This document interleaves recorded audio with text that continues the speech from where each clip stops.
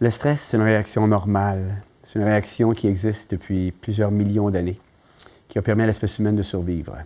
Le stress permet de passer à l'action. Il est donc dans ce sens inévitable. Le stress peut être utile à l'être humain dans la mesure où il lui permet vraiment de mobiliser toute son énergie pour faire face à une demande qui lui est faite. Il y a 4 millions d'années, les demandes venaient de l'environnement, des menaces, des prédateurs, etc. Aujourd'hui, elles viennent encore de l'environnement, mais elles peuvent aussi venir de l'intérieur de l'être humain. Et voilà où il peut y avoir des problèmes. Je ne parle plus de bon ou de mauvais stress. Je parle d'une réaction de stress. Et il faut savoir quand elle devient mauvaise. La réaction de stress, c'est une réaction qui est provoquée par un rapport qui existe entre deux perceptions. La perception d'une demande qui nous est faite d'une part et la perception des moyens à notre disposition pour y répondre.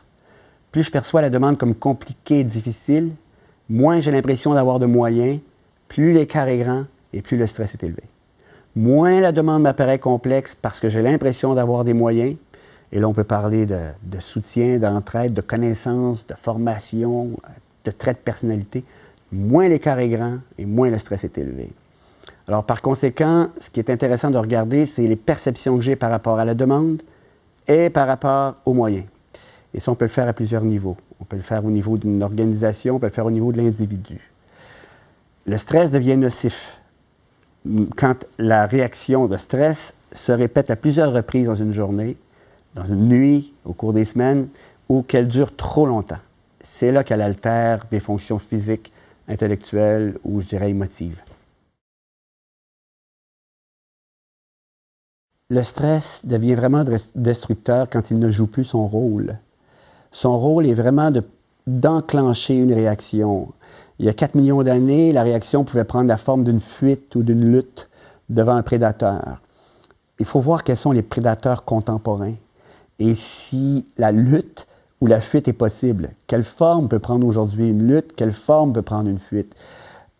La lutte peut prendre la forme d'un acte créateur. On peut modifier une demande, on peut trouver le moyen d'y répondre, la transformer, aller chercher du soutien, etc. La fuite est parfois nécessaire quand on se rend compte qu'on a tout fait pour répondre à une demande et qu'on n'est plus en mesure d'y répondre. Il faut lâcher prise, il faut arrêter de porter ça en soi.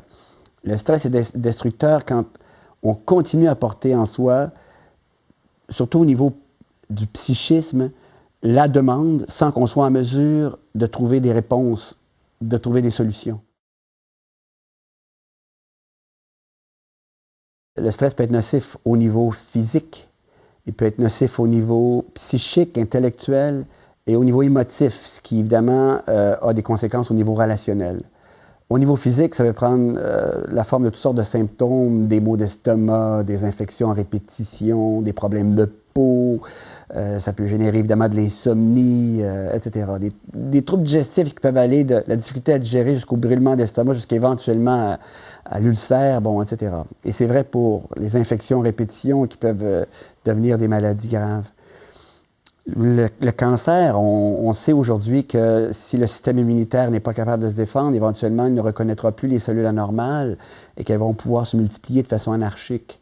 Alors, on sait qu'il peut y avoir des liens entre un stress qui dure trop longtemps, qui est trop fréquent, et des anomalies au niveau du système immunitaire. Bon, deuxième catégorie, au niveau du psychisme, perte de concentration, perte de vigilance, des problèmes de mémoire. Il y a un mot qui est important, c'est le mot changement. Une personne qui avait de la facilité à se concentrer, qui était vigilante et qui tout à coup commence à présenter des difficultés, peut-être le stress joue un rôle à ce moment-là. Et la troisième forme, c'est au niveau des émotions, les sautes d'humeur chez quelqu'un qui n'en avait pas, une intolérance, de l'impatience, qui évidemment va avoir un impact dans ses relations. Une phrase intéressante qui est prononcée par les gens qui entourent, des gens qui vivent un stress nocif, c'est « on ne te reconnaît plus ». Qu'est-ce qui ne va pas avec toi? Qu'est-ce qui se passe chez toi? Si on parle de responsabilité au niveau du stress, il faut le regarder à deux niveaux. Il faut le regarder au niveau de l'environnement, à savoir ce qui, dans l'environnement, génère la réaction de stress. En fait, là d'où viennent les demandes. Et au niveau de l'individu, comment l'individu compose avec ses demandes, donc quel est le rapport qu'il a avec ses moyens. Au niveau de l'environnement, bien sûr, il y a plusieurs éléments à regarder. Il y a les organisations dans lesquelles les gens travaillent. Il y a ce qui se vit au niveau social aussi, la vie familiale, bon, les demandes, les exigences qu'il peut y avoir à ce niveau-là. Et là, il y a un regard qui nous permet d'identifier quelles sont les sources de stress à ce niveau-là. Dans l'organisation du travail, par exemple, est-ce qu'il y a une charge de travail qui est trop lourde par rapport aux délais requis? Est-ce qu'il y a une absence de soutien par rapport aux demandes qui sont faites au niveau de l'organisation?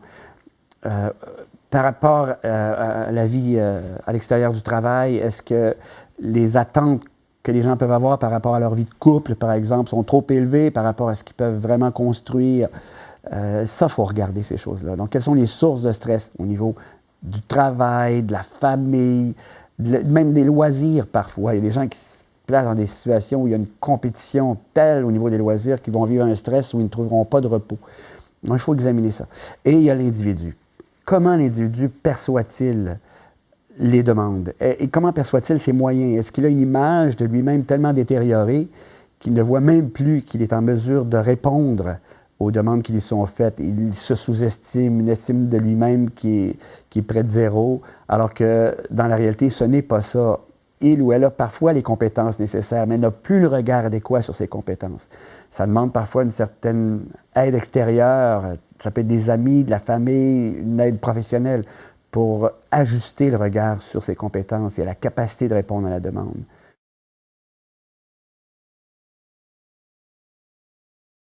Le manager peut avoir un rôle très important au niveau du stress dans son entreprise.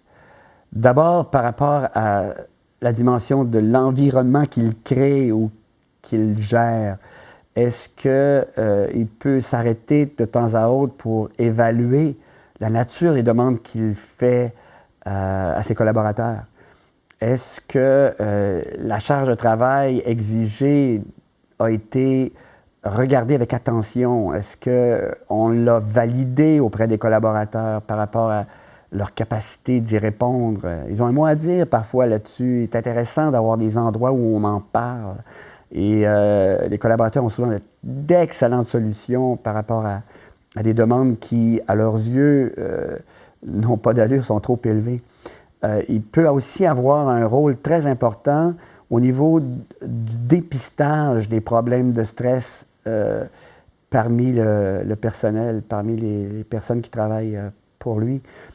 Il peut regarder justement s'il y a des changements dans les attitudes, dans les comportements des employés et des collaborateurs. Est-ce que les gens sont plus intolérants, plus impatients? Est-ce qu'ils s'absentent plus souvent pour des problèmes de toutes sortes? Est-ce qu'il y a des problèmes au niveau de la concentration, de la vigilance? Est-ce qu'il y a des erreurs qu'on ne commettait pas, qu'on a commencé à commettre dans l'organisation? Il peut être alerté par ça.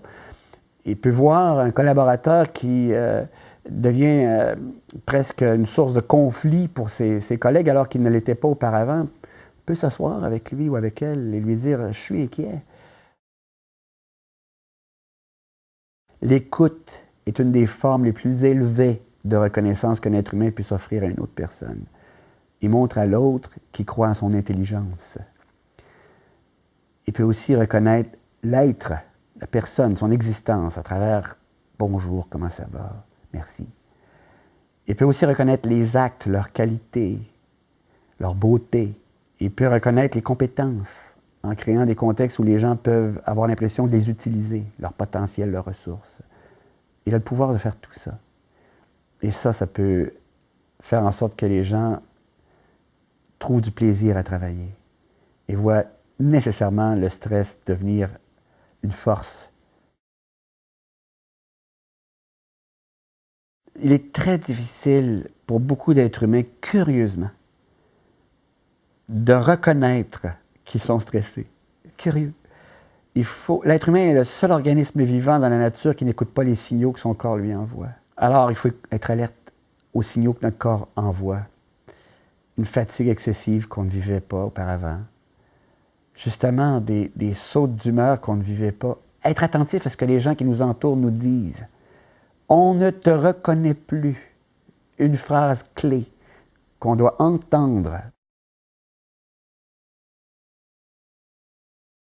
Dans un premier temps, si j'ai pris conscience du fait que je suis stressé, j'ai fait un grand pas.